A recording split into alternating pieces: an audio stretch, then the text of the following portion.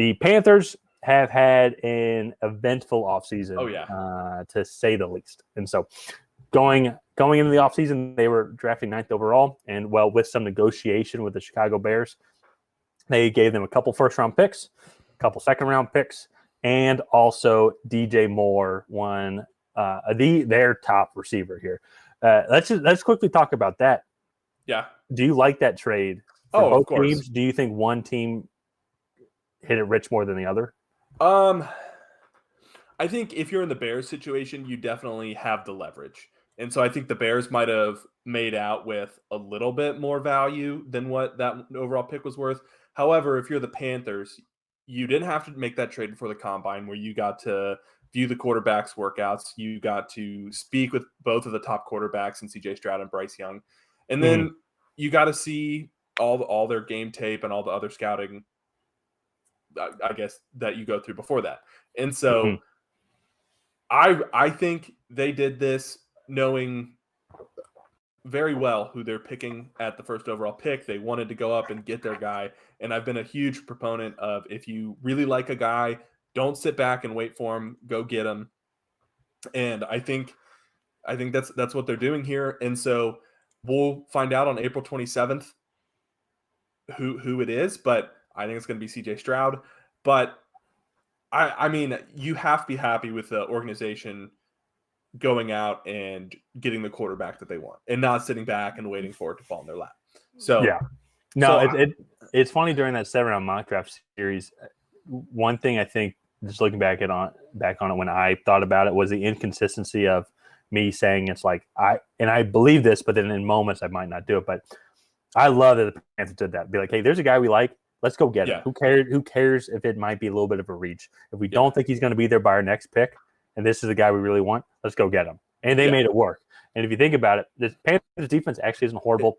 At the second half of the season, after they fired Matt Rule, that offense actually wasn't doing horribly, all things considered, even with Sam Darnold or P.J. Walker as their quarterback, which aren't that highest quarterback prospects nowadays. So going at C.J. Stroud, I saw him live at that Georgia-Ohio State championship game. I mean, blew me away. He did all the things that you were wanting to see him do that we all knew he could do. I think he can be very successful. And with that, and with the trade up, I think that they've made some moves to at least make his rookie season competent. Yeah, no, I agree. And so before we get into what they added, let's start out with what they lost. So what I have here, according to PFF, they lost Damian Wilson, the linebacker, center Pat Elflein. Talked about the wide receiver trade with DJ Moore traded to the Bears. And then also Sam Darnold is now a 49er. Not a huge loss there, especially since they just traded up to the number 1 overall pick. So do you have any additional losses? PFF already let me down once. Did you mention Dante Foreman, the running back? I did not. He is on the Bears now. Yeah. Yeah. So I would include that only just because of what they might target in the draft, and actually in our mock draft, especially as they're completely rebuilding. We actually had them taking Jahmyr Gibbs in the second round, I think 39th or 40th overall. Yeah, I think 39. So, which I actually don't. I really like that pick. No, I do too. I think he'd be very good. But one thing actually also, I say that I totally take that back. I forgot Miles Sanders. Yeah. So okay. I misheard you. So actually, that's what I was wanting to say. I don't like that pick. I think they can still address running back, but they get Miles Sanders. I think that they could address the running back position later. Sorry, I got that all mixed up.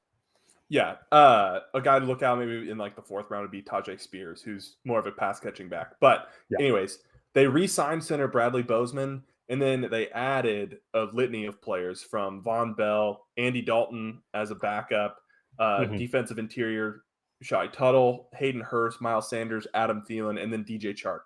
And I understand that they traded DJ Moore, but I really do like the additions of the pass catchers. Hayden Hurst is a really consistent tight end. He can line up in line in the slot, even out wide. Sometimes he's athletic enough to do that. And then Adam Thielen, while he's 33 and runs like an old man, he's still an elite route runner at the NFL. He still paces his routes really well and sets up cornerbacks and understands leverage. And then DJ Chark, while he's been injured, I think if you get him in a system where he can be on the outside consistently, I think you can get solid production out of him. And so while they don't possess a true number one wide receiver, I think they have a good group of guys that a young quarterback can come in and thrive with. So I think that's the biggest thing is they have the veteran experience that I've set around him. Going from Miles Sanders, who is one of the more elite running backs in the league, and they signed him for 4 years, kind of during, I think, the rest of his time span, like elite time span in the NFL. But you said DJ Chark has a lot of potential. Adam Thielen is getting older, but he can at least provide some veteran experience on maybe how to help him prepare and how to build these relationships as he gets experience in the league within these younger receivers. And it's possible. It is potentially possible. And then now on the defensive side of the ball, adding Shai Tuttle and Von Bell is already, I think, is going to even improve this defense even more, And so, but yeah, I like all the moves that they made, and then they could still go and address maybe even further down in the draft some developmental offensive pieces like running back Tajay Spears, like you said, I think would be a good one. Maybe if they want to get like Bryce Ford Wheaton or something like that, if he's still available in the 130s, 150s. Because I think that would be a good piece to go on because he's a big receiver that I think could be very effective in the league. Yeah, no, and Bryce Ford Wheaton is much more of a project than some of the other wide receivers. A guy that I would really like them to target would actually be Xavier Hutchinson in that early 4th round.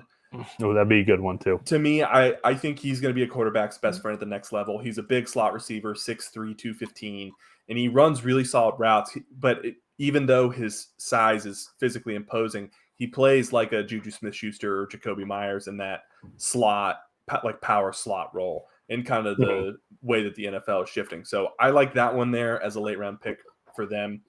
And we kind of already talked about it, but as far as pick 1 goes, I am going with CJ Stroud. That's the guy that I want at 1. Again, I would not fault them if they go with Bryce Young. He would be one of the best quarterback prospects we've seen in years if he was 4 or 5 inches taller. So yeah, I agree. I would go with Stroud as well. It's the one thing that we haven't seen too much of until like the playoff game was his running capabilities. And I think if they can hone that in and he can learn how to use his feet and with how smooth he is throwing the ball, I think that's where then he catches up to Bryce Young is in that ability to run as well.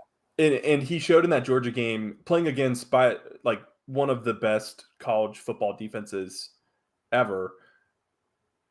He showed that he has the ability to create outside of the pocket and scramble and have that Mahomesy effect where he can scramble and let receivers get open and then fit a ball into a tight window on the move. He showed everything that you would want in that Georgia game. And so he's had some really good workouts at the combine and then his pro day. I think he's the best prospect in this class. So yeah, and then if they suck really bad, then maybe his running mate Marvin Harrison Jr.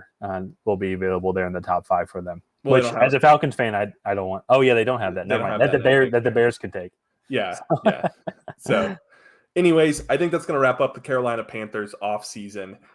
If you guys haven't already, please make sure to like and subscribe and leave a comment down below on what you thought of this breakdown. Let us know who you want the Panthers to take at number 1.